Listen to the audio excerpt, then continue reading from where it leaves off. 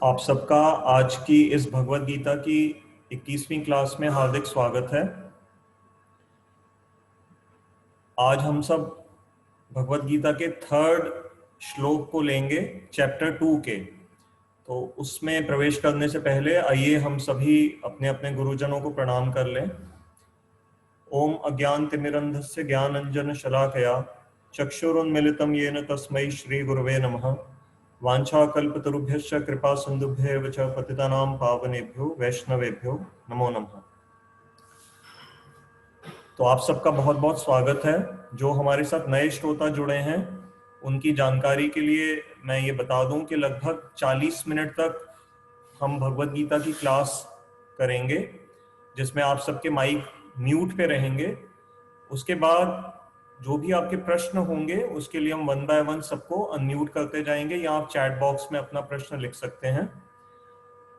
तो मैं अभी आपके साथ स्क्रीन पे दूसरे अध्याय का तीसरा श्लोक शेयर कर रहा हूं, कृपया करके उसको देखिएगा और फिर हम उसमें प्रवेश करते हैं।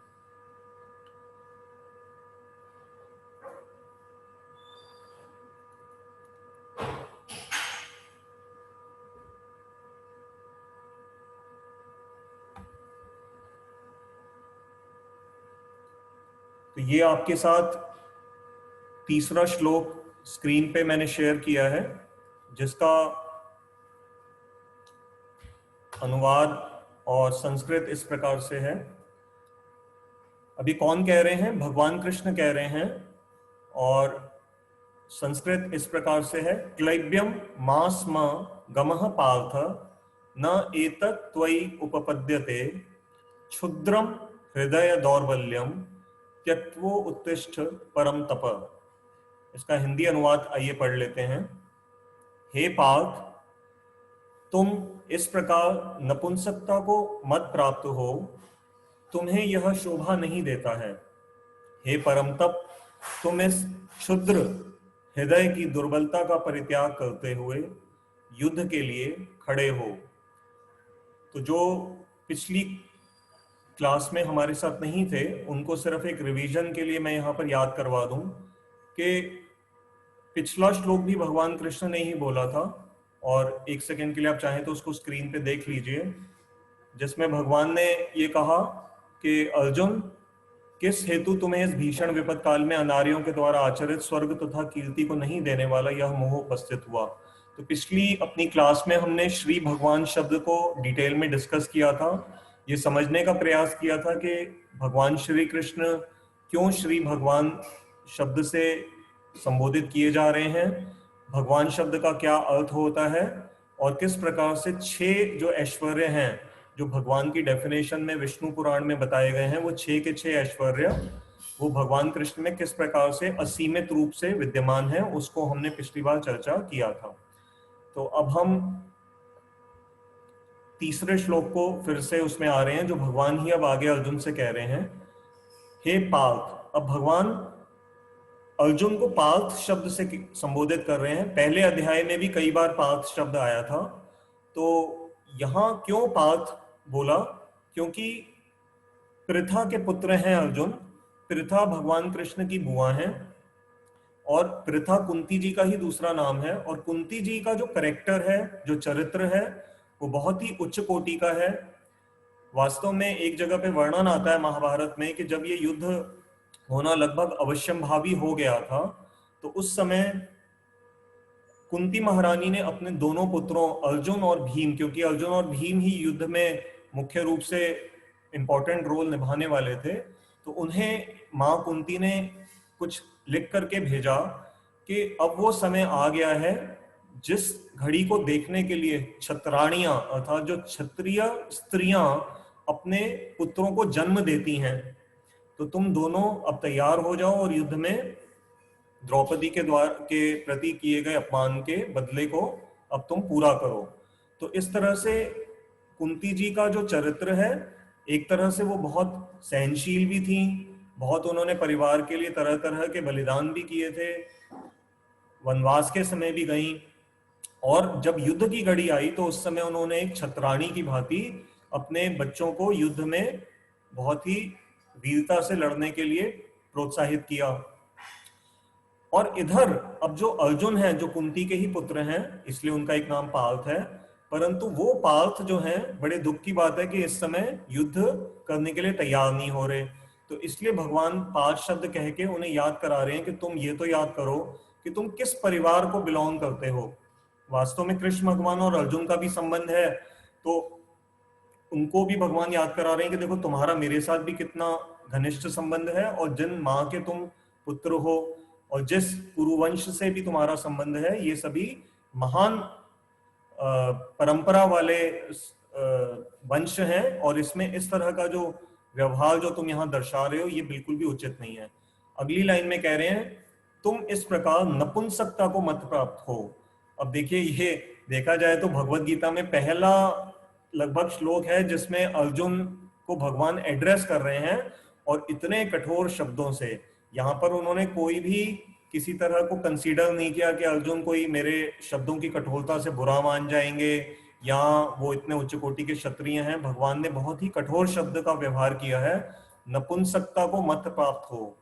तो नपुंसकता से एक अर्जुन के बारे में एक और पिछली एक कथा है जिसकी वजह से भगवान ने उनको ये शब्द कहा। आपको याद होगा कि जब सारे पांडव अज्ञातवास में 13वां साल विराट राजा के यहाँ बिता रहे थे, 12 साल का तो उनका जो वनवास था वो तो नॉर्मल था, जिसमें वो उनको कोई छुपने की जरूरत नहीं थी, परंतु 1 साल शर्त ये थी कि वो छुप करके रहेंगे। तो ये पांचों पांडव और द्रौपदी ये विराट राजा के यहाँ रहे थे, और अर्जुन क्योंकि बहुत ही प्रसिद्ध थे तो उनके लिए छुप पाना इतना सरल नहीं था। तो उन्होंने बृहन्नला, बृहन्नला एक नपुंसक मतलब एक थर्ड जेंडर व्यक्ति के रूप में उन्होंने अपने आप को छुपा रखा था। और एक बार वही विराट राजा के यहाँ पर कौरवों की सेना ने, जिसमें भीष्म पितामह भी थे, दुर्योधन भी थे, कर्ण भी थे, उन सब ने विराट राजा के ऊपर अटैक कर दिया था। और वहां जो विराट का जो बेटा था वो उसका साथी बन के ये बृहन्नला, मतलब उसी वेश में, ये अर्जुन के वेश में नहीं, बृहन्नला के वेश में गए थे। और वहां उन्होंने, जब उनका बेटा, उस विराट का बेटा कौरवों की उस विशाल सेना को देख के बहुत घबरा गया कि मैं अकेला इनसे कैसे लड़ पाऊंगा, तो अर्जुन ने कहा तुम चिंता मत करो, मैं तुम्हें जैसे जैसे कह रहा हूं वैसे करो। तो उसको समझ नहीं आया कि ये मेरी क्या हेल्प करेंगी इस समय, परंतु उस समय अर्जुन ने उनको कहा जैसे जैसे मैं कह रहा हूं वैसे वैसे आप करते जाओ। तो एक पेड़ पे अर्जुन का गांडीव धनुष और ये सब जो उनके अस्त्र थे वो छुपा के उन्होंने रखे हुए थे, वहां से उन अस्त्रों को लिया गया और फिर अर्जुन ने बहुत ही वीरता से लड़ाई लड़ी। और वहां पर भी ऐसा देखा गया कि कर्ण को, दुर्योधन को और स्वयं भीष्म पितामह को भी अर्जुन ने बहुत अच्छी तरह कंट्रोल किया, और कौरव सेना को वहां से हार मान के वापस लौटना पड़ा था। तो भगवान अर्जुन को याद करा रहे हैं कि जब तुम फिजिकली नपुंसक का रोल प्ले कर रहे थे, जब ड्रामा कर रहे थे, तब तो तुमने इतनी वीरता दर्शाई थी, और वहां तो तुम्हारा कोई डायरेक्ट रिलेशन भी नहीं था, विराट राजा का की प्रॉब्लम थी कौरवों के साथ, और यहाँ तो तुम्हारे अपने परिवार की प्रॉब्लम है, और यहाँ पर तुम नपुंसक बने हुए भी नहीं हो, लेकिन मन से तुम नपुंसक हो रहे हो। तो इस नपुंसकता को मत प्राप्त हो, ये तुम्हें शोभा नहीं देता। आपको ध्यान होगा, अगर हमारी आर्मी में या किसी भी देश की आर्मी में कोई आर्मी के जवान या कोई अफसर अगर युद्ध के मैदान से वापस दौड़ कर करके कहीं भागना चाहें या किसी वजह से वो लड़ने के लिए तैयार ना हो, तो उनको वापस जब बुलाया जाता है, मतलब वो आते हैं, तो उनके ऊपर कठोर एक्शन लिया जाता है, उसको कोर्ट मार्शल बोला जाता है। बाकायदा उनको जूरी के सामने अपना या तो पक्ष प्रस्तुत करना होता है, और नहीं तो उनकी फिर बहुत भयंकर उनको सजा भी भुगतनी पड़ सकती है। तो यहाँ अर्जुन की स्थिति वैसी तो नहीं है, अर्जुन कायरता से तो युद्ध से नहीं भाग रहे हैं, लेकिन अर्जुन के मन में जो मोह आ गया है कंपैशन का, और उनको जो ये डर लग रहा है कि इसका मुझे पाप भोगना पड़ेगा जब मैं गुरुओं का ही को मारूंगा, तो ये देख करके अर्जुन थोड़ा सा मोहित हो गए हैं। तो भगवान इसलिए उनको याद करा रहे हैं कि तुम इस प्रकार नपुंसकता को मत प्राप्त हो, तुम्हें यह शोभा नहीं देता है। तो ये हमने डिस्कस किया कि किस प्रकार से अर्जुन को ये बिल्कुल भी शोभा नहीं देता। वास्तव में समाज में जो भी हमारा एक करेक्टर होता है, जैसे अगर हम कोई अच्छे डॉक्टर हैं तो हमारी एक अपनी गुडविल होती है, हम एक अच्छे बिजनेसमैन हैं तो हमारी ये गुडविल होती है मार्केट के अंदर, अगर हम उससे गिर करके कोई कार्य करते हैं तो समाज उसको अच्छा नहीं मानता। तो ऐसे ही जो एक आर्मी मैन है, या इस केस में जो अर्जुन है, जो क्षत्रिय हैं, तो उनको ये शोभा नहीं देता है।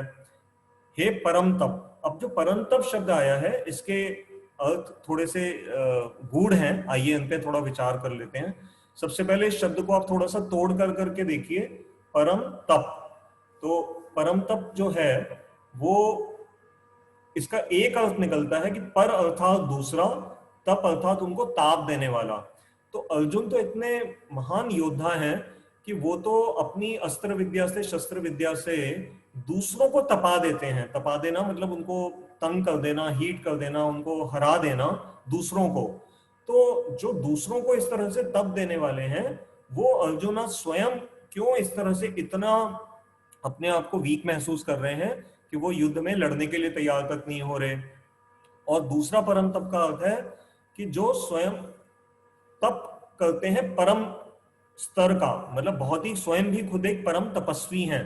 तो अर्जुन के बारे में हम सभी पहले भी सुनते आए हैं कि अर्जुन ने ये जो इतने महान महान ये जो अस्त्र इत्यादि देवताओं को प्रसन्न करके लिए थे, जैसे शिवजी से भी उनको एक बहुत ही उच्च कोटि का एक पाशुपत अस्त्र मिला था। तो वो भी वास्तव में तभी मिला था जब एक बार अर्जुन बहुत भयंकर एक तपस्या कर रहे थे, और उनको देख के बल्कि उनके आसपास के कुछ जो योगी तपस्वी थे वो घबरा गए थे कि ये कौन आ गया जो हमारे मध्य इतनी उच्च कोटि की तपस्या कर रहा है। तो उन्होंने शिवजी से प्रार्थना करी कि आप आकर के देखिए हे महादेव। तो उस समय शिवजी तो जानते थे कि ये अर्जुन है, परंतु शिवजी एक बहुत ही एक विशेष लीला अर्जुन के साथ करना चाहते थे, उन पर कृपा करना चाहते थे। तो शिवजी एक विशेष रूप में आए, शिकारी के रूप में, और वहां उन्होंने उस समय अर्जुन भी तपस्या कर रहे थे और शिवजी भी कहीं पे दूर खड़े थे। उसी समय वहां से ना सामने से एक जानवर निकला। तो अर्जुन ने भी उसको मारने के लिए तीर चलाया, और शिवजी ने भी, जो छद्म वेश में दूसरे शिकारी के वेश में थे, उन्होंने भी तीर चलाया।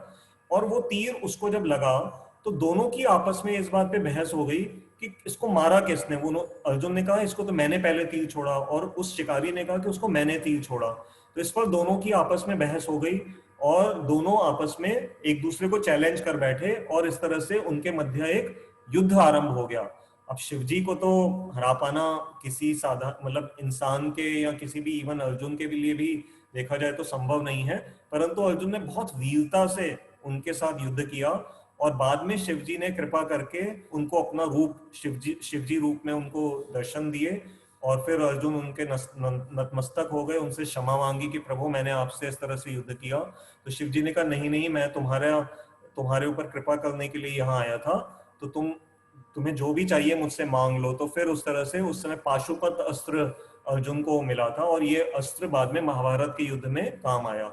और इस तरह से अर्जुन ने बहुत ही कई जगहों पे उनके तप करने का वर्णन शास्त्रों में कई जगह पे आता है। तो वो परम तपस्वी थे।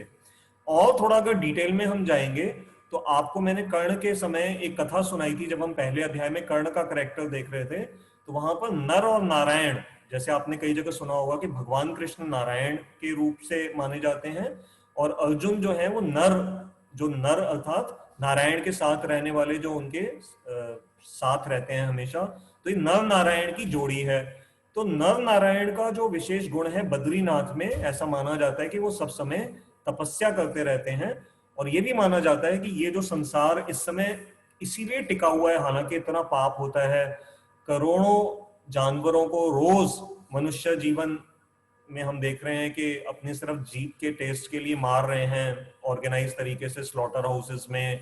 और भी कई तरह के पाप संसार में हो रहे हैं, वेश्यावृत्ति हो रही है, गैम्बलिंग हो रही है ना, और इंटॉक्सिकेशन, नशा बहुत किया जाता है। तो कई तरह के पाप हैं, परंतु इन सारे पापों का जो जो लोड है, जो इस पृथ्वी अगर ये सहन कर पा रही है, तो ऐसा शास्त्रों में वर्णन आता है कि जो नर नारायण जो बड़ी भयंकर तपस्या कर रहे हैं बद्रिकाश्रम में, उनके तप से ये काउंटर हो रही है, ये जो पापों का लोड है। तो उनमें ये जो नर हैं, ये अर्जुन है।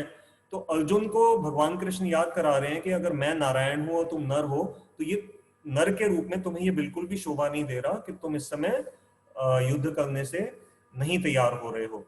आगे कह रहे हैं भगवान, तुम इस क्षुद्र हृदय की दुर्बलता का परित्याग करते हुए युद्ध के लिए खड़े हो। तो क्षुद्र हृदय की दुर्बलता, तो क्षुद्र शब्द का अर्थ क्या है? ध्यान रखिएगा, ये आप स्क्रीन पे ध्यान से देख लीजिए, शूद्र शब्द नहीं है। मैंने कई सारे स्पीकर्स को सुना, खास करके जो विदेशों में गीता को पढ़ते हैं, वो क्षुद्र और शूद्र शब्द में शायद वो, क्योंकि इसको जब इंग्लिश में लिखा जाएगा तो इंग्लिश में कोई प्रॉपर वर्ड नहीं है छह अल्फाबेट को दिखाने के लिए, तो मैंने बहुत स्पीकर्स को सुना कि वो शूद्र करके इसको ट्रांसलेट कर रहे थे, बट इट इज नॉट शूद्र। आप ध्यान से देखिए स्क्रीन पे, मैं थोड़ा सा इसको एनलार्ज कर रहा हूं, तो ये क्षुद्रम, क्षुद्र शब्द है। क्षुद्र का अर्थ होता है बहुत, मतलब एक जैसे कोई निम्न स्तर का, छोटा सा जैसे है। तो भगवान कह रहे हैं तुम्हें क्षुद्र हृदय की दुर्बलता। अब ये हृदय की दुर्बलता क्या है? ये एक दुर्बलता किसी की क्या हो सकती है कि जैसे दुर्योधन है, वो इस समय लड़ाई करना चाहता है, तो क्या ये उसके हृदय की विशालता है या दुर्बलता है? वास्तव में दुर्योधन देखने में तो लग रहा है कि बड़ा बलशाली है, लड़ने के लिए तैयार खड़ा है, तो कोई कहेगा ये तो बड़े मजबूत हृदय वाला है। हाँ, एक सेंस में ठीक है, परंतु वास्तव में ये उसके हृदय की दुर्बलता है। दुर्बलता क्यों है दुर्योधन के हृदय की? क्योंकि वो धर्म और अधर्म का निर्णय नहीं कर पा रहा। तो उसका जो सत हृदय है, जो शुद्ध चित्त है, वो उसके मन की बुरी धारणाओं से इस समय ढक चुका है, हार चुका है, और उसके मन के जो बुरे भाव हैं वो उसके हृदय की सद्गुणों को उन्होंने हरा दिया है। तो इसलिए उसका हृदय क्या है? दुर्बल है। और अर्जुन के रूप में, अर्जुन को हम क्यों कह सकते हैं कि अर्जुन के हृदय की दुर्बलता है? अर्जुन के हृदय की दुर्बलता ये नहीं है कि वो धर्म का साथ नहीं दे रहे। अर्जुन के हृदय की दुर्बलता ये है कि वो वास्तव में इस समय दया की भावना से बहुत ज्यादा उसको इंपॉर्टेंस दे रहे हैं। वो ये सोच रहे हैं कि इस समय मेरे को अपने गुरुजनों के साथ लड़ना नहीं चाहिए, और इसलिए अर्जुन भी वास्तव में हृदय की दुर्बलता का ही यहाँ पर परिचय दे रहे हैं। तो भगवान के शब्द कैसे हैं? एक वैक्सीन, एक टॉनिक की तरह। जैसे जब हम कहते हैं ना, कई बार हम फिजिकली जब दुर्बल हो जाएं तो हम डॉक्टर के पास जाते हैं, तो हमें डॉक्टर कोई टॉनिक प्रिस्क्राइब कर देता है। सिर्फ दवा से हेल्थ नहीं बनती, उसके लिए कुछ टॉनिक्स प्रिस्क्राइब किए जाते हैं। आयुर्वेद में भी तरह तरह के टॉनिक्स हैं, और ऐसे मेडिकल एलोपैथी में भी कई तरह के टॉनिक्स होते हैं। या मल्टी विटामिन्स लेते हैं, तो किस लिए होता है कि हम अपने शरीर की इन कमियों को दूर करके उसको हृष्ट पृष्ट कर लें। तो ऐसे ही अर्जुन के जो हृदय की दुर्बलता है, उसको कौन सा टॉनिक इस समय भगवान देंगे? अपनी वाणी की शक्ति अर्जुन को अभी थोड़ी देर में देंगे। अभी तो उन्होंने बड़ा उसको स्ट्रॉन्ग एक इंजेक्शन दिया है, उसको नपुंसक कह कर करके ललकारा है, उसको जगाने का प्रयास किया है कि तुम गलत धारणा से चल रहे हो। तो तुम इस क्षुद्र हृदय की दुर्बलता का परित्याग करते हुए युद्ध के लिए खड़े हो। तो युद्ध के लिए खड़े होने के लिए शब्द संस्कृत में आ रहा है उत्तिष्ठ। तो ये उत्तिष्ठ शब्द भी बड़ा महत्वपूर्ण है। आइए इस पे भी एक मिनट विचार कर लेते हैं। एक हमारे कठोपनिषद में एक बहुत ही सुंदर श्लोक है जो कि पूरे विश्व में प्रसिद्ध है। तो आइए एक बार उसको मैं आपके साथ स्क्रीन पे आपको शेयर करके दिखाता हूं।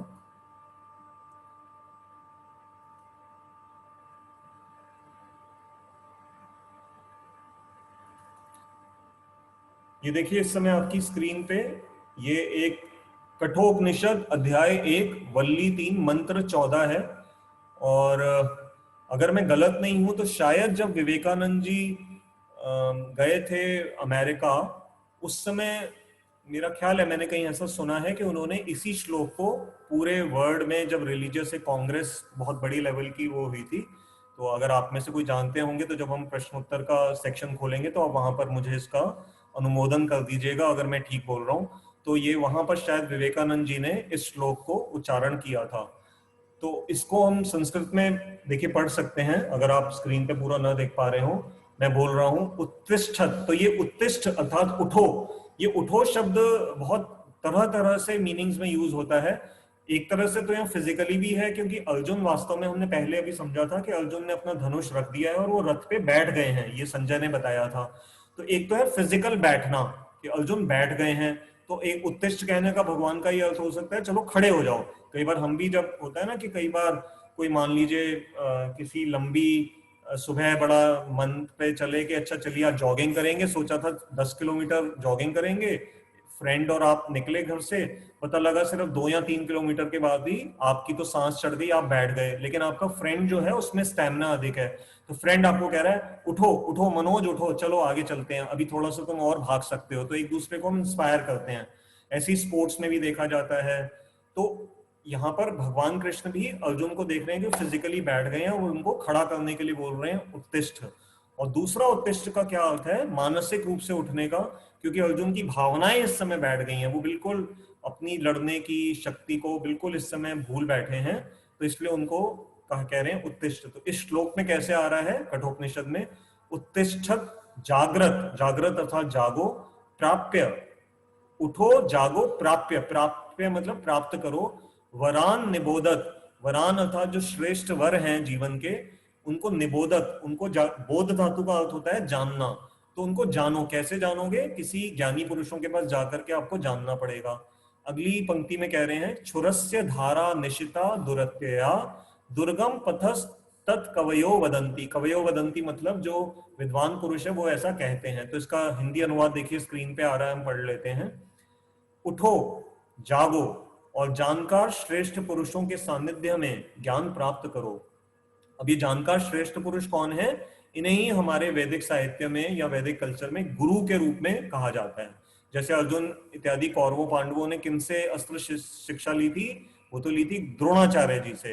परंतु जो ज्ञान, जैसे स्वयं भगवान कृष्ण ने ज्ञान के मतलब किनसे जाकर के विद्याएं लेने की जो लीला करी थी? सांदीपनी मुनि के पास। स्वयं भगवान राम ने भी गुरु धारण किए थे, जैसे विश्वामित्र जी, वशिष्ठ जी। तो ऐसा आप देखेंगे जब स्वयं भगवान भी जब इस संसार में आते हैं तो वो भी गुरु को धारण करते हैं। जैसे चैतन्य महाप्रभु जी आए थे 500 साल पहले, तो उन्होंने भी गुरु धारण किए। तो ऐसे ही सिख परंपरा में हम देखते हैं कि गुरु नानक जी और ये सभी गुरुओं की परंपरा है। इवन इस्लाम धर्म में भी पैगंबर साहब, तो ये सभी जो मौलवी हैं, तो क्रिश्चियंस में जैसे पादरी होते हैं तो वो भी प्रीस्ट का कार्य करते हैं। तो जो गुरु का जो रोल है ना, वो सभी धर्मों में आप देखेंगे आपको नजर आएगा। तो यहाँ कह रहे हैं श्लोक में जानकार श्रेष्ठ पुरुषों के सानिध्य में ज्ञान प्राप्त करो। अब किस लिए जाना है श्रेष्ठ पुरुषों के पास? ज्ञान प्राप्त करने के लिए। इसलिए नहीं जाना है कि मेरा बिजनेस नहीं चल रहा तो मैं गुरुजी से जाकर के कोई मंत्र ले आऊं और दूसरे का नाश करूं और अपने बिजनेस में सक्सेस हासिल कर लूं, या मेरी बेटी की शादी नहीं हो रही, या बहू तंग कर रही है, या सास तंग कर रही है, या मेरे शरीर में कोई बीमारी है, या मेरे पड़ोसी अच्छे नहीं है। तो इन भावनाओं को लेकर के जब हम गुरु के पास जाएंगे तो ये एक तरह से क्या है, हम बहुत ही नीचे लेवल का कार्य कर रहे हैं। तो गुरु के पास जाना है तो कठोपनिषद में क्या कह रहे हैं? सानिध्य में ज्ञान प्राप्त करो। विद्वान मनीषी जनों का कहना है कि ज्ञान प्राप्ति का मार्ग उसी प्रकार दुर्गम है जिस प्रकार छुरे के पैना किए गए धार पर चलना। अब उपनिषद का वाक्य है, ये कह रहा है कि जो ये ज्ञान का मार्ग सरल नहीं है, इस पे चलने का मतलब यही है कि जैसे एक उस तरह की धार होती है ना, जैसे बहुत तीखी होती है, तलवार की धार है, चाकू की धार है, तो जितना जैसे वो शार्प होती है, आप थोड़ा सा भी आपका बैलेंस वो हुआ, वो आपके शरीर को एकदम से कट मार देगी। तो ये बात हमने इस कठोपनिषद के श्लोक से देखी। और इस उत्तिष्ठ शब्द से एक छोटी सी आप देखेंगे, जो आजकल जो बड़ी बड़ी मल्टीनेशनल्स हैं, वो जैसे खास करके स्पोर्ट्स की फील्ड में, जैसे एक जूतों की बहुत बड़ी कंपनी है, तो उनका जैसे टैगलाइन है जस्ट डू इट। तो जस्ट डू इट मतलब क्या है? बस उठो और करो, उस काम को कर दो। अब हालांकि हम अगर ध्यान से देखें तो उस लाइन को जस्ट डू इट का मतलब तो एक वो है, जैसे ये मान लीजिए कोई चोर है, तो वो अब मान लो उसको थोड़ा सा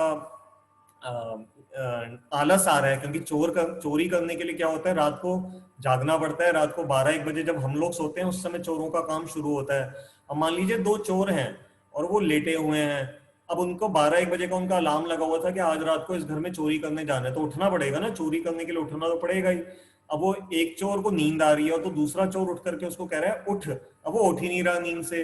अब वो उसको वहां पर ये मान लो कठोपनिषद का श्लोक सुनाए, उत्तिष्ठ प्राप्य वरान निबोध है, या वो ये जो टैगलाइन है शू कंपनी की, जस्ट डू इट। याद कर देख, तूने जो जूते, अगर तुझे वो उस कंपनी के अच्छे जूते चाहिए तो तुझे वो उस कंपनी का वो याद कर, जस्ट डू इट। तो जस्ट डू इट का शब्द का कुछ भी हो सकता है कि चल let's commit the theft, let's do this चोरी, तो उसका गलत अर्थ भी निकल सकता है। लेकिन हमें उसका अच्छा अर्थ ही लेना चाहिए कि जब जीवन में हमारे को कभी ऐसे लगे कि हम डिस्करेज हो रहे हैं, तो हमें उस टैगलाइन से भी इंस्पायर होकर के, जैसे उस कंपनी ने अच्छी भावना से उसको दिया है, तो हमें उसका अच्छा अर्थ ही लेना चाहिए। और ऐसे ही हमारे उपनिषदों में भी जो अच्छी तरह से बताया उसको लेना चाहिए। तो इस तरह से ये हमने देखा कि गीता में इस श्लोक से हमें अर्जुन के प्रति जो भगवान ने बड़े स्ट्रॉन्ग शब्द यूज किए वो हमने अभी देखे। कई बार लोग ये प्रश्न निकाल लेते हैं कि क्या गीता जो है वो एक वॉयलेंस की बुक है, वॉयलेंस को इंस्पायर करने वाली बुक है। नहीं, ये वॉयलेंस को इंस्पायर करने वाली बुक नहीं है। क्यों? मैं आपको थोड़ा सा एक गूढ़ बात बताऊंगा अभी, और आप आगे भी धीरे धीरे इसको समझ जाएंगे अपने आप ही, मुझे फिर तब ज्यादा बोलना नहीं पड़ेगा। देखिए, कहीं पे भी जब लड़ाई अगर किसी को इंस्पायर करना हो ना लड़ाई करने के लिए, तो सबसे आसान तरीका होता है कि उसको भड़काओ। ठीक है, हमारे साथ भी ऐसा होता है कि कभी मान लो जो बच्चे आपस में खेल रहे हों, ठीक है, और उनके आपस में छोटी सी किसी बात पे कोई आपस में बच्चों की कोई कहासुनी हो गई और वो घर आ गए। अब जब घर आए तो बच्चे की माँ ने देखा कि भाई मेरे बेटे को पड़ोस वाली जो हमारी पड़ोसन है उसके बेटे ने कुछ बोल दिया। अब एक ऑप्शन तो है कि बच्चों में बात हो गई उसको खत्म कर दो, भूल जाओ, और दूसरा है भड़काना। तो मान लीजिए तीसरी लेडी है वहां पास में रहती है या कोई पुरुष है, वो इन दोनों परिवारों में झगड़ा कराना चाहते हैं, तो वो इस कहानी को क्या है मिर्च लगा करके सुनाएंगे कि अरे उसने तो तुम्हारे बेटे को, पता है उसके बेटे ने तुम्हारे बेटे को तो ये कहा था, उसको ऐसे छेड़ा था। तो वो उनका पर्पस क्या होगा, अगर वो आपको भिड़ाना चाहेंगे तो वो इस तरह की भाषा यूज करेंगे। लेकिन आप ध्यान से देखिएगा, पूरी भगवत गीता में शुरू से लेकर अंत तक भगवान कृष्ण ने अर्जुन को डायरेक्टली कहीं पे भी एक जगह पे भी ये नहीं बोला कि कौरवों ने द्रौपदी के साथ ये किया, कौरवों ने तुम्हारा राज्य ले लिया। नहीं, कोई भी, आप अब ये भगवान कृष्ण ने कहना शुरू किया है, आप देखेंगे भगवान ने कहीं पे भी ये डायलॉग्स यूज ही नहीं किए हैं, जो कि बहुत इजीली वो कह सकते थे कि तुमने, कि कौरवों ने तुम्हारे साथ ये बुरा किया है, बस तुम उठो और उनके प्रति धावा बोल दो। नहीं, भगवान कृष्ण ने वो भाषा यूज करी नहीं, और आप स्वयं देख सकते हैं अभी भी जो भगवान ने जो शब्द यूज किए हैं वो अर्जुन के लिए यूज किए हैं, अर्जुन के क्षत्रिय धर्म को याद कराने के लिए कहा है। उन्होंने कहीं पे भी कौरवों के बारे में या उनकी कोई गलत कर्म इत्यादि के बारे में गीता में कोई भी ऐसा श्लोक इत्यादि नहीं कहा है। तो इसलिए ये कहना गलत है कि गीता इंसाइट्स वॉयलेंस। हम ये कह सकते हैं कि it is not a book of violence nor is it a book of silence. तो न तो गीता कहती है वॉयलेंस करो, न गीता कहती है कि चुप रहो। ठीक है, तो फिर गीता क्या दिखाती है, किस पथ की ओर लेकर जाएगी, वो हमें आगे धीरे धीरे समझ में आएगा। लेकिन मैं अभी सिर्फ उसको बता देता हूं कि Gita is a book which will lead you to the path of transcendence. तो ट्रांसेंडेंस क्या होती है? दिव्यता। तो जब अभी धीरे धीरे भगवान अर्जुन को आत्मा के बारे में बताएंगे कि आत्मा क्या तत्व है, तो भगवान उसका पूरा जो थिंकिंग प्रोसेस है अर्जुन का, उसको एक दूसरी भाषा में ले जाएंगे। न वो उसको वायलेंस करने के लिए कहेंगे, न वो उसको चुप बैठने के लिए कहेंगे, वो उसको बुद्धि योग के बारे में बताएंगे, जो इससे बिल्कुल ये विलक्षण पथ है, वो हम अभी आगे देखेंगे। तो इस तरह से हमने ये देखा। और एक छोटी सी बात जो हम याद कर सकते हैं इस अपने अभी तक के इस थर्ड श्लोक से, to fight for what is right. इसको ध्यान से देखिए, सुनिए दोबारा से, मैं धीरे धीरे बोलता हूं। To fight for what is right. तो अगर आपका लड़ने का उद्देश्य सही है, अगर आपको पता है कि ये अधार्मिक कार्य है और मेरा उस समय चुप बैठना ठीक नहीं है, तो उसके प्रति आवाज उठाना भी अपने आप में एक बिल्कुल सही आपका कदम होगा। तो हमने तीसरा जो श्लोक है उसको लगभग कर लिया, बस उसमें 2-3 पॉइंट्स रह गए हैं, तो उसको हम कर लेते हैं और अच्छी तरह से। तो मैं दोबारा से आपके साथ वो स्क्रीन पे फिर से थर्ड श्लोक को ला रहा हूं, ताकि वो एक बार आप और अच्छी तरह से उसको देख पाएंगे। अब यहाँ पर अर्जुन को जो इंस्पायर किया जा रहा है कि आप उठो, तो एक एग्जाम्पल से और अच्छी तरह हम समझ सकते हैं कि मान लीजिए एक हमारे परिवार में, हमारे अपने खानदान में एक बिटिया है जो डांस बहुत अच्छा करती है। ठीक है, अब उसने बड़े सालों से तपस्या करी डांस के फील्ड में, किसी गुरु से सीखा, मान लीजिए कथक सीखा या ओडिसी नृत्य सीखा। अब उसकी कोई एक पहली लाइफ की डेब्यू परफॉर्मेंस है, वो बहुत बड़ी स्टेज पे जाएगी, बहुत अच्छा पूरा स्टेडियम सजा हुआ है और बहुत लोग उसके लिए तालियां बजा चुके हैं, और वो स्टेज पे उसका नाम अनाउंस हो गया और उसको जाना है। अब उसी समय, उन्हीं दिनों, कुछ दिनों पहले उसका रिश्ता भी कहीं हो गया था, और उसके जो ससुराल वाले हैं, उसके ससुर जी हैं, सासू माँ हैं, उसके होने वाले पति हैं, और भी उनके परिवार के रिश्तेदार वाले हैं, लास्ट मिनट पे उसको पता लगता है कि उस परफॉर्मेंस को देखने के लिए उसके ससुराल वाले भी वहां पर आ रहे हैं। तो मान लीजिए ये घटना कुछ साल पहले की है, क्योंकि आजकल तो हम इतना नहीं इन चीजों को इसके प्रति महसूस करते कुछ भी, परंतु कुछ साल पहले हमारे संस्कारों में या हमारे कल्चर में इस तरह से थोड़ा सा नहीं था कि हम खुले में, खास करके कोई पब्लिक परफॉर्मेंस में लड़कियां इस तरह से नहीं जाती थी। अब ऐसी स्थिति में वो लड़की क्या करेगी? अगर वो ये शर्म के मारे उस समय नहीं जाती स्टेज के ऊपर, तो ये उन बहुत सारे लोगों के साथ उनका अपमान होगा जो उसकी परफॉर्मेंस देखने के लिए बड़ी दूर से घरों से आए हैं, उन्होंने टिकट खरीदी है, उन ऑर्गेनाइजर्स को बहुत नुकसान होगा, और प्लस उसकी जो अपनी साधना है उसके प्रति वो एक सम्मान का भाव नहीं होगा। उसके गुरु को कैसा लगेगा कि मैंने इतने सालों से इस लड़की को ये नृत्य सिखाया, तो वो लास्ट मिनट पे कैसे ये नृत्य से मना कर सकती है? तो उसको अपने इस हृदय की दुर्बलता को दूर रख कर करके उस डांस परफॉर्मेंस को करना ही होगा। तो इससे हम थोड़ा समझ सकते हैं कि किस प्रकार से अर्जुन का ये जो इस समय टेस्ट है, अर्जुन सामने अपने रिश्तेदारों को देख के जो सोच रहे हैं कि मैं नहीं लड़ूंगा, तो ये अर्जुन के लिए उचित नहीं है। तो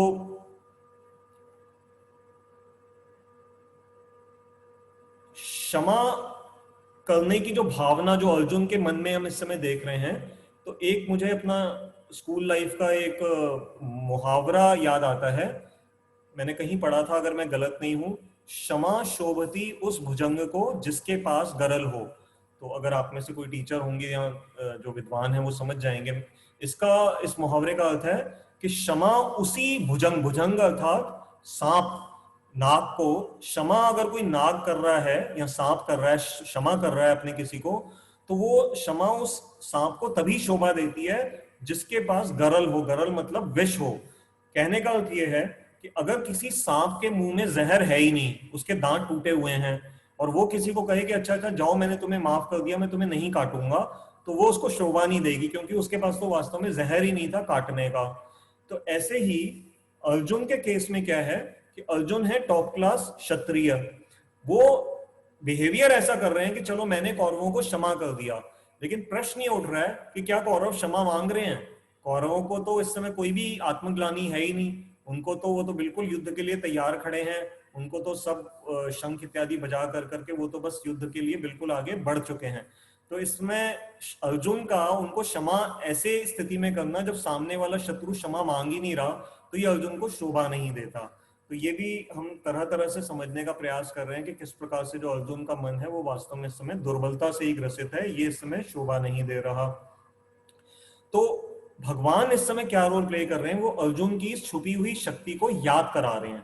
तो याद कराने की दो घटनाएं हमारे शास्त्रों में आती हैं। एक हमारे यहाँ एक छोटी सी कथा आती है, एक बिल्वमंगल ठाकुर हुए हैं हमारे यहाँ, आप में से कुछ ने नाम सुना होगा, जिन्होंने नहीं सुना तो वो कथा कहानी बड़ी इंटरेस्टिंग है। एक बिल्वमंगल नाम के एक व्यक्ति थे, उनको एक वेश्या चिंतामणि के प्रति इतनी आसक्ति हो गई कि वो उससे मिले बिना रह नहीं सकते थे। ये सच्ची घटना बता रहा हूं मैं आपको। तो एक बार रात का समय था और बड़ा भयंकर तूफान और इतनी तेज बारिश, और वो जो चिंतामणि थी वो नदी की दूसरी तरफ कहीं रहती थी। तो उस अंधेरी घनघोर रात में ये बिल्वमंगल के मन में बड़ी इच्छा हुई कि मैं उस वेश्या चिंतामणि के पास जाऊं। वो अपने घर से निकल पड़े और उस नदी को पार किया।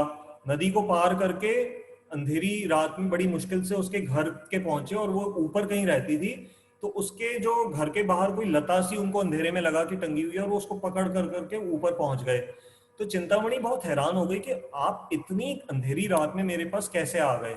तो चिंतामणि को उन्होंने कहा बस मैं तुम्हारे बिना रह नहीं सका।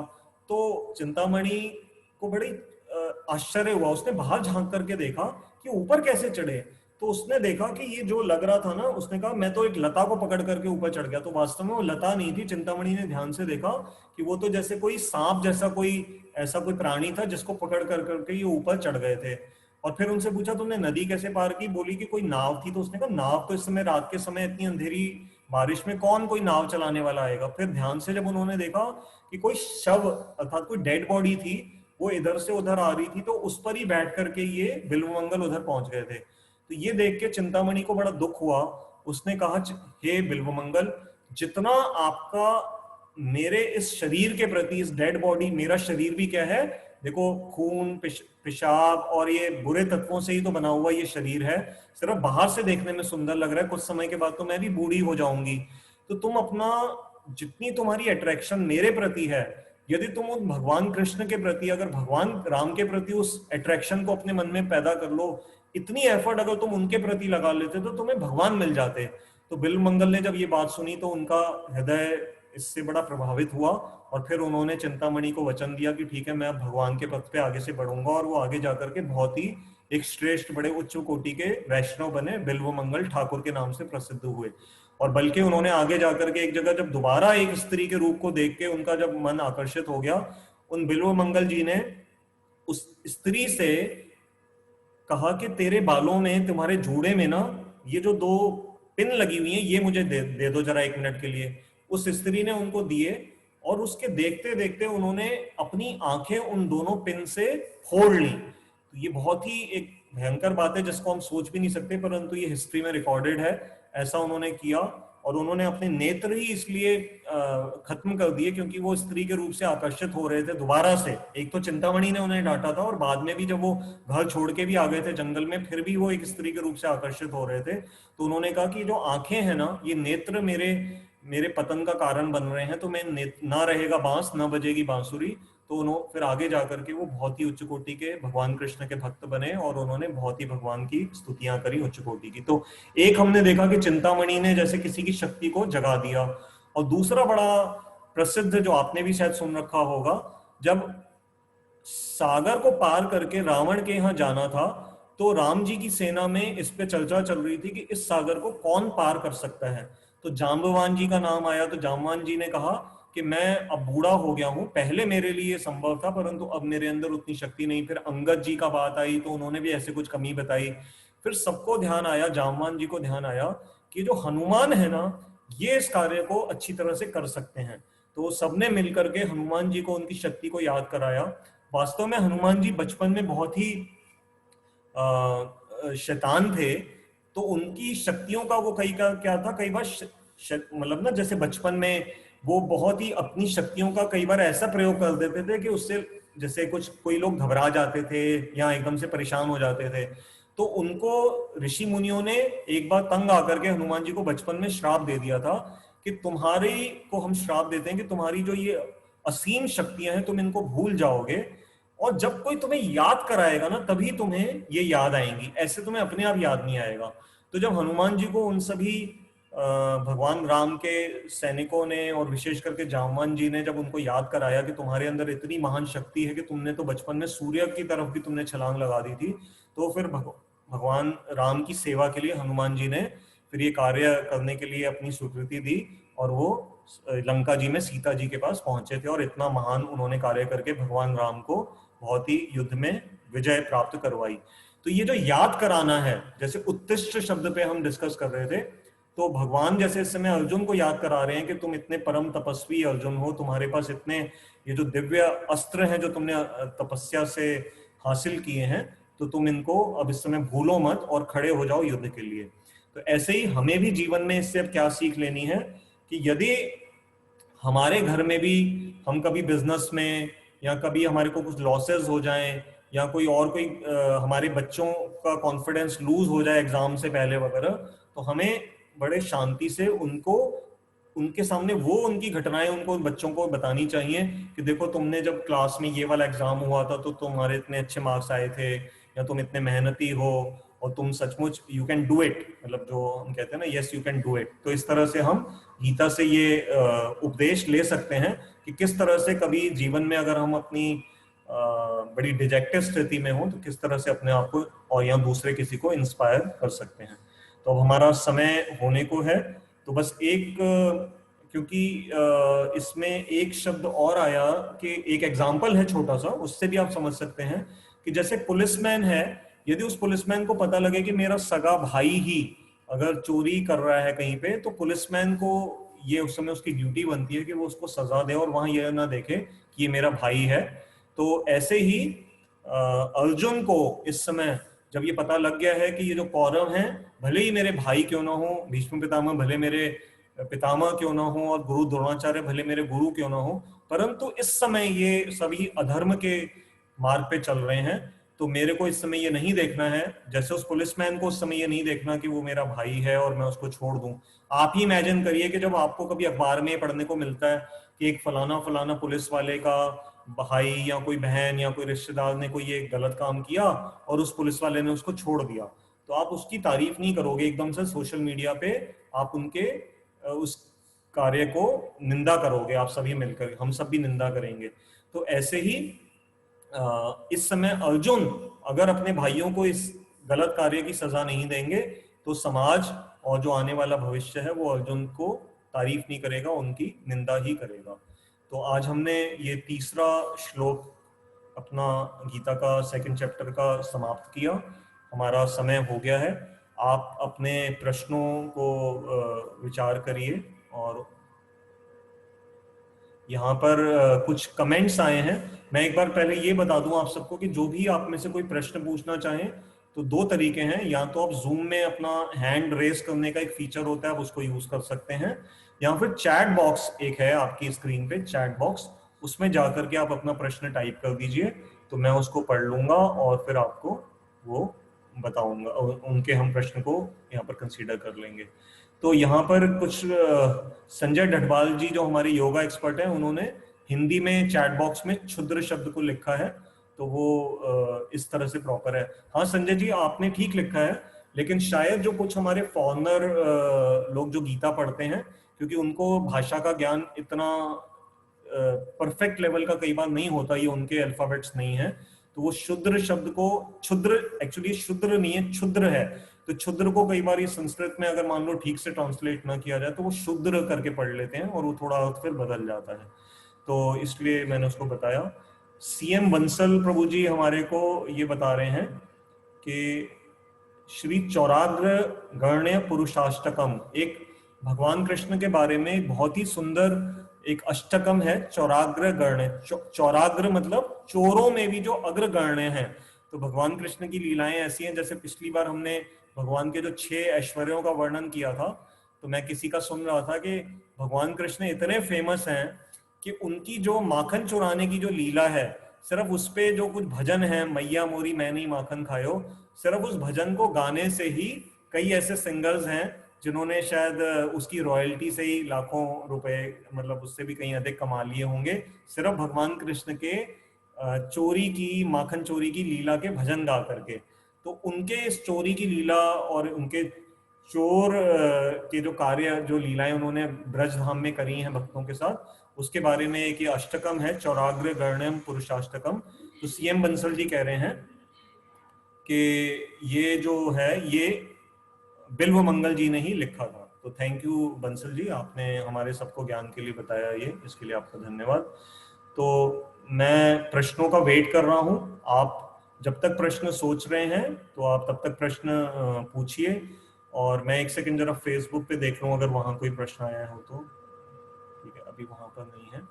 और एक, जब तक आप ये प्रश्न सोचते हैं, मेरे पास आपको एक कॉमन सा एक छोटा सा वो है दिखाने के लिए, मैं आपको तब तक दिखाता हूँ। एक इंटरेस्टिंग न्यूज थी, तब तक आप अपने प्रश्न सोचिए आज की क्लास के बारे में। देखिए मैंने आपकी स्क्रीन पे आपको कुछ दिखाया है, एक स्टडी हुई थी, ये लगभग 10-12 दिन पहले न्यूज़पेपर में मैंने पढ़ा था, लेकिन आज ही मौका मिला इसके बारे में बताने का।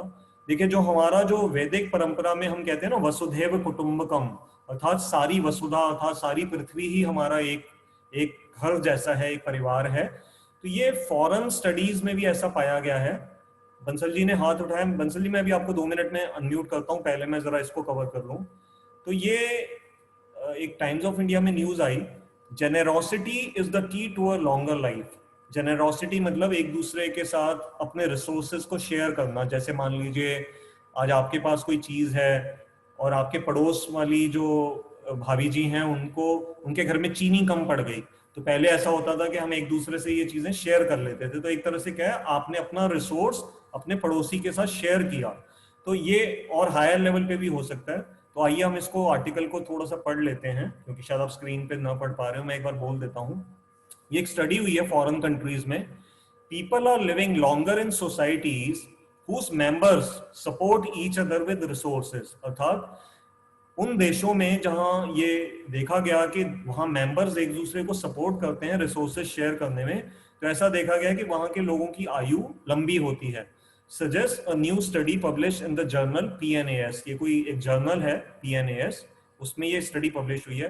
What is new about our study is that for the first time we have combined transfer payments from state and family and evaluated the effect. तो इन्होंने मॉडर्न जो फाइनेंशियल ट्रांजैक्शंस होती हैं उसको भी स्टडी का पार्ट बनाया, और इवन मॉनेटरी कंट्रीब्यूशन जैसे हम चैरिटी के लिए दान इत्यादि देते हैं तो उसको भी इन्होंने स्टडी में उन्होंने हासिल किया। और वो दान किसी चैरिटी के लिए सिर्फ ऐसा नहीं था कि इंस्टीट्यूशंस को ही दिया गया, वो अपने परिवार में अपने दूसरे उन लोगों को भी दिया गया जिनको उस समय जरूरत थी। Said researcher Fanny Kluge, the researchers use data for 34 countries.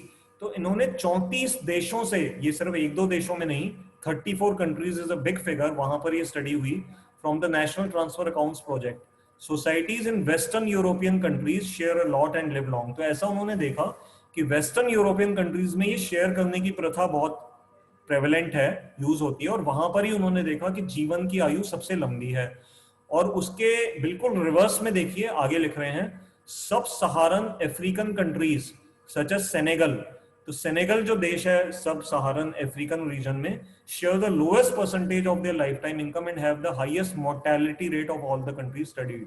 तो जो सेनेगल है वहां पर ये देखा गया कि वहां के लोग सबसे कम शेयर करते हैं और इसलिए उनकी जो आयु है वो सबसे कम है। तो ये एक अच्छी इंटरेस्टिंग स्टडी थी।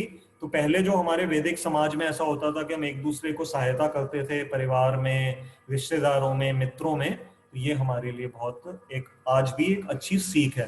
तो हमारे पास 2 हैंड्स रेज्ड हैं, पहले हम CM बंसल जी को लेंगे और फिर उसके बाद इंदु दीदी हैं उनको लेंगे।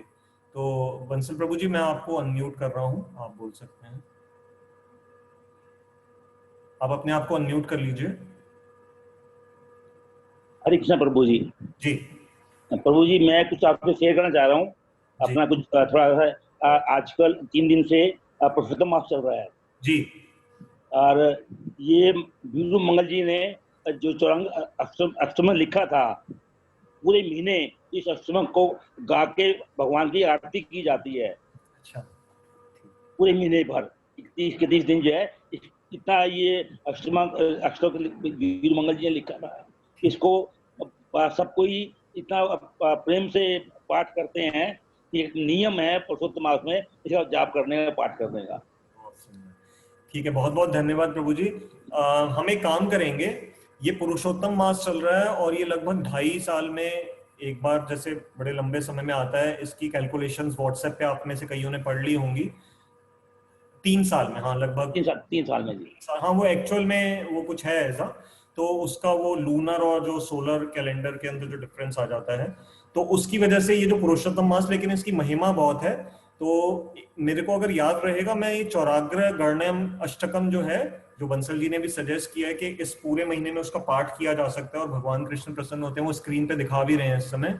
तो उसको मैं अगली बार आपके साथ ना स्क्रीन शेयरिंग में डाल दूंगा, ताकि आप उसका वहां से स्क्रीनशॉट वगैरह ले सकते हैं और जो लोग उसको पढ़ना चाहेंगे वो उसको ले लेंगे। तो अगली बार हम वो ले लेंगे। तो मैं अभी इंदु दीदी को अनम्यूट कर रहा हूँ। इंदु दीदी, इंदु दीदी आप अपने आप को अनम्यूट कर लीजिए जी। मैं आपका परिचय दे दूं, ये बहुत ही उच्च कोटि की एजुकेशन फील्ड से रिलेटेड है और प्रकृति से भी जुड़ी हुई हैं, नेचुरल प्रोडक्ट्स के ऊपर काफी रिसर्च करती हैं, और इनकी बड़ी इच्छा है कि जो एक होलिस्टिक मॉडल ऑफ एजुकेशन है, ये बड़े हाई लेवल पे कोशिश कर रही हैं कि गवर्नमेंट के सोर्सेज, जो गवर्नमेंट तरह तरह के टाइम पे एजुकेशन को थोड़ा सा कैसे सिस्टम को इम्प्रूव करती हैं, तो ये उस गवर्नमेंट के विंग को भी अपनी सजेशंस वगैरह उसमें इनपुट्स देती हैं। तो कहिए दीदी, आपका स्वागत है, बोलिए। बहुत बहुत धन्यवाद। और मैं ये कहना चाह रही थी, अभी आपने जो बताया ना कि किस तरह से फॉरेन कंट्रीज में बार्टर सिस्टम या एक दूसरे को मदद करके चलते हैं, इसमें आजकल बहुत ज्यादा इको विलेजेस या सस्टेनेबल कम्युनिटीज, या कहा जाए कि कम्युनिटी शेयरिंग के बहुत सारे इस तरह से प्रोजेक्ट्स चल रहे हैं। जहाँ पर लाइक माइंडेड लोग एक साथ एक जगह में रहना चाहते हैं, सो दैट वहां पर वो लोग अपने हिसाब से कम्युनिटी को डेवलप कर सके। किस तरह से वो रिन्यूएबल एनर्जी को चलाएंगे, किस तरह से वो सस्टेनेबल हैबिटेट्स बनाएंगे, कि वहां पर कंक्रीट नहीं यूज कर रहे, मिट्टी के बंगलोज बनाए जाएंगे, मींस अर्बन कंस्ट्रक्शन साइंसेस के ऊपर काम किया जाएगा, और ज्यादा से ज्यादा रिन्यूएबल एनर्जी पे काम किया जाएगा। ज्यादा से ज्यादा जितना भी खाना है, they will be growing themselves, वो सब ऑर्गेनिक तरीके से खुद उगाएंगे, और उनका एक अपना छोटा थिएटर होगा जिसके अंदर कम्युनिटी में वो शेयरिंग करेंगे। तो इस तरह के इको विलेजेस का चलन एक तरह से देखा जाए तो पूरे विश्व में धीरे धीरे धीरे धीरे करके होता जा रहा है। तो अगर हम देखें तो बहुत दूर है अभी सतयुग, लेकिन उसकी छोटी छोटी किरणें हम लोगों को दिखने लग गई हैं कि कहीं पर वो धरती बन रही है जहां पर ये बीज डलने लग गया है। आने वाले समय में लोग इस तरह से धीरे धीरे समन्वय करके आज साथ चल चल के काम करेंगे। बस यही मैं कहना चाह रही थी। बहुत अच्छा। तो दीदी ने हमारे साथ बहुत अच्छे विचार शेयर किए। ये बता रही थी कि विशेष करके आई थिंक अभी इंडिया में तो जो हमारा एक रूरल मॉडल था, पहले हमने उसको छोड़ दिया, हम सब शहरीकरण की तरफ भागे। अब जब विलेजेस को छोड़ के इधर आ गए हैं, यहाँ पर परेशानियां तंग कर रही हैं, तो फिर दोबारा से जो ऑर्गेनिक फूड पहले हमारे को सस्ता मिलता था, आज उसी ऑर्गेनिक फूड को खरीदने के लिए हम एक्स्ट्रा पैसा हमें देना पड़ता है। मतलब फर्टिलाइजर्स साइंस ने इन्वेंट किए। हम कई बार इस पे चर्चा कर चुके हैं कि साइंस की इन्वेंशंस अपना एक कई बार वो दुधारी तलवार की तरह मतलब हमारे सामने आ जाती हैं। जैसे फॉसिल फ्यूल्स हैं, अब पेट्रोल और डीजल को आप ज्यादा यूज करते हैं, उससे आपकी लाइफ तो फास्ट हो गई, लेकिन पॉल्यूशन आ गया उसका बाई प्रोडक्ट। और फर्टिलाइजर से हमारी पैदावार बढ़ी, लेकिन उसका फिर केमिकल्स जो हमारी बॉडी के अंदर पहुंच गए, उसका नुकसान आ रहा है। तो अब जो ये बहुत बड़े बड़े जो फिल्म स्टार्स वगैरह होते हैं, तो आप देखिए ये अफोर्ड कर सकते हैं, तो ये बिल्कुल वो चीजें यूज करते हैं जो बिना एब्सोल्युटली फ्री ऑफ केमिकल्स वगैरह हो। तो मैंने जैसा बताया था कि इंदु दीदी इन तरह के प्रोजेक्ट्स में रिसर्च करती रहती है, तो इन्होंने ये हमारे साथ शेयर किया। और थैंक यू दीदी, आपसे प्रार्थना है कि आप इस तरह से आगे भी जुड़िए और हमारे साथ अपने अच्छे विचार शेयर करिए। तो मेरे एक बहुत अच्छे मित्र हैं, इन्होंने चैट बॉक्स में डॉक्टर जयंत आहूजा, ये आई सर्जन हैं फरीदाबाद में, इन्होंने वो जो मैंने एक मुहावरा बोला था, क्षमा शोभती उस भुजंग को जिसके पास गरल हो, तो जयंत जी ने हमारे साथ एक और एक्स्ट्रा नॉलेज शेयर करी है कि ये मैथिली शरण गुप्त जी के द्वारा उनकी किसी पोयम का ही नेचुरली कोई वो होगा। मैथिली शरण गुप्त जी बहुत ही हमारे भारत के प्रसिद्ध कवि माने जाते हैं, तो उनके ही द्वारा ये लेखनी में ये कहीं ना कहीं आया होगा। तो थैंक यू जयंत, ये नॉलेज आपने हमारे साथ शेयर करी, इसके लिए बहुत बहुत धन्यवाद। तो अगर किसी और के प्रश्न नहीं है तो फिर अगर आप सबकी अनुमति हो तो फिर हम अपनी क्लास को विराम दे सकते हैं। अगर कोई कुछ कहना चाहें, कोई कमेंट्स हो। अच्छा बंसल जी, आप एक बार फिर से कुछ बोलना चाह रहे हैं? जी प्लीज कहिए। जी आप अनम्यूट कर लीजिए प्लीज।